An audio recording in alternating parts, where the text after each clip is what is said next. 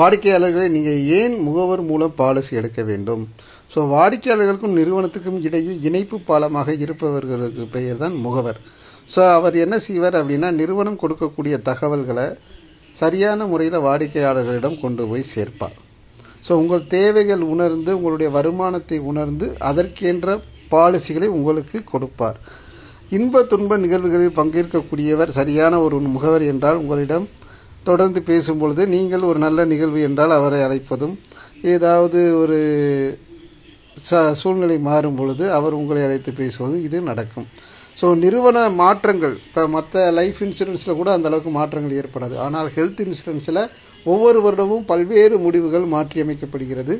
ஆகவே நீங்கள் ஆன்லைனில் பாலிசி எடுத்தீங்கன்னா என்ன கிடைக்கும் அப்படின்னா, அந்த மாதிரி மாறுதல் என்ன என்பதை நீங்கள் உணர முடியாது. எனவே முகவரை அழைத்து பாலிசி எடுப்பதே சிறந்தது. அதற்கு கீழ்காணும் மொபைல் எண்ணில் தொடர்பு கொள்ளுங்கள். நன்றி, வணக்கம்.